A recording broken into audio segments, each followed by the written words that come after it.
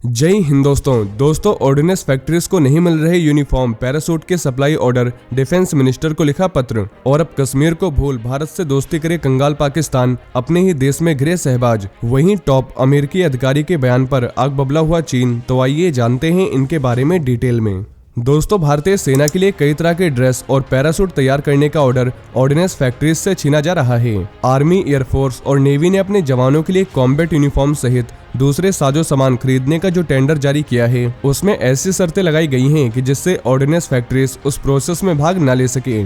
इसलिए all India defence employees federation ने इस बारे में 13 और 14 जनवरी को डिफेंस मिनिस्टर राजनाथ सिंह को पत्र लिखा है। दोस्तों, अभी तक इन आइटम्स की सप्लाई ऑर्डिनेंस फैक्ट्रीज द्वारा ही की जाती रही है। ऑर्डिनेंस फैक्ट्रीज द्वारा तैयार ड्रेस व दूसरे आइटम्स की क्वालिटी और समय पर सप्लाई, इसके लिए सेना द्वारा कई अवसरों पर प्रशंसा भी की गई है। महासचिव सी श्री कुमार के मुताबिक लास्ट ईयर भारतीय सेना द्वारा 11,70,159 combat army uniform digital print की खरीद के लिए प्रतिबंधित शर्तों को लागू किया गया था। और ये सब इसलिए किया गया ताकि TCL के अंतर्गत 4 ऑर्डिनेंस फैक्ट्रीज को काम न मिल सके। AIDEF ने इस बारे में भी डिफेंस मिनिस्टर को पत्र लिखा था। नए साल में भारतीय सेना, भारतीय वायु सेना और भारतीय नौसेना ने भी अपने कर्मियों के लिए ड्रेस आइटम के खरीद का टेंडर जारी किया है और इसमें भी ऑर्डिनेंस फैक्ट्रीज को साइड करने की कोशिश है। दोस्तों, ऑर्डिनेंस फैक्ट्रीज का कहना है कि दशकों से जब ऑर्डिनेंस फैक्ट्रीज ही इन आइटम्स का निर्माण करती रही है, तो अब कॉर्पोराइजेशन के बाद सेना के यूनिफॉर्म, टेंट, बूट और दूसरे स्पेशल इक्विपमेंट सहित सभी प्रकार के ट्रूप कंफर्ट आइटम का ऑर्डर प्राइवेट कंपनियों को क्यों दिया जा रहा है।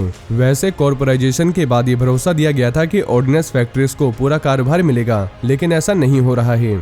वहीं भारत से धर्म के नाम पर अलग होकर बना पाकिस्तान एक के बाद एक संकट से लगातार जूझ रहा है। कभी इमरान खान का राजनीतिक संकट पैदा हो जाता है, तो कभी अर्थव्यवस्था के डिफॉल्ट होने का खतरा। वहीं TTP आतंकी भी पाकिस्तानी सेना से जंग छेड़ चुके हैं और इन महासंकटों के बीच अब पाकिस्तान में ये मांग तेज होती जा रही है कि भारत के साथ रिश्तों को सुधारा जाए। वो भी तब जब मोदी जी के नेतृत्व में भारत आर्थिक रूप से दुनिया की 5वीं सबसे बड़ी अर्थव्यवस्था बन चुका है। पाकिस्तानी स्पेशलिस्ट अब शहबाज सरकार को सलाह दे रहे हैं कि वो कश्मीर की रट लगाना बंद करें और भारत के साथ रिश्ते सुधारें। दोस्तों, पाकिस्तान के फेमस जर्नलिस्ट कामरान यूसुफ ने एक्सप्रेस ट्रिब्यून अखबार में लिखे अपने कॉलम में बताया कि जनरल बाजवा के रिटायरमेंट के बाद उनके दौर की कहानियां सामने आई हैं। इसमें एक ये खुलासा हुआ है कि किस तरह से बाजवा ने अपने दूसरे कार्यकाल में भारत के साथ रिश्ते सुधारने के लिए पूरी ताकत लगा दी थी। पाकिस्तानी पत्रकार जावेद चौधरी ने बाजवा से मुलाकात के बाद दावा किया था कि PM मोदी अप्रैल 2021 में पाकिस्तान की यात्रा करने वाले थे, ताकि दोनों ही परमाणु हथियार संपन्न देशों के बीच रिश्तों में एक नई शुरुआत की जा सके। चौधरी ने अपने दावे में बताया कि भारत के राष्ट्रीय सुरक्षा सलाहकार अजीत डोभाल और पाकिस्तानी खुफिया एजेंसी ISI के तत्कालीन चीफ जनरल फैज हामिद के बीच पर्दे के पीछे से मुलाकात हुई थी और इसके बाद पाकिस्तान और भारत ने सीमा पर फिर से सीज फायर पर सहमति जताई थी। इस ऐलान के बाद कई लोगों को हैरानी हुई थी, क्योंकि दोनों देशों के बीच कोई औपचारिक बातचीत नहीं हो रही थी। इसको लेकर दोनों ही देशों ने कई साल के बाद एक कई बयान जारी किया। साथ ही इसके बाद भारत ने अगस्त 2019 में कश्मीर के स्पेशल स्टेट का दर्जा खत्म कर दिया था। दोस्तों, कामरान कहते हैं कि भारत के इस कदम से पाकिस्तान लाल हो गया और उसने राजनयिक दर्जा कम कर दिया और सीज फायर के ऐलान के बाद PM मोदी को पाकिस्तान जाना था और आर्थिक रिश्ते बहाल किए जाने थे, लेकिन ये दोनों ही चीजें नहीं हो पाई और इस असफलता की असली वजह इमरान खान थे। असल में पाकिस्तान के तत्कालीन विदेश मंत्री शाह महमूद कुरैशी ने इमरान खान को कश्मीर मुद्दे को सुलझाने को लेकर डरा दिया था। कुरैशी ने इमरान से कहा कि इसे कश्मीर को बेचे जाने जैसा होगा। इसके बाद इमरान ने अपने कदम पीछे खींच लिए थे। वहीं उनके मुताबिक ये नहीं भूलना चाहिए कि भारत लगातार आर्थिक ताकत के रूप में बढ़ रहा है और पाकिस्तान कंगाल हो चुका है और एक के बाद एक संकट से जूझ रहा है। यही वजह थी कि जनरल बाजवा को भारत के साथ तनाव कम करने के लिए मजबूर होना पड़ा, ताकि अर्थव्यवस्था को संभाला जा सके।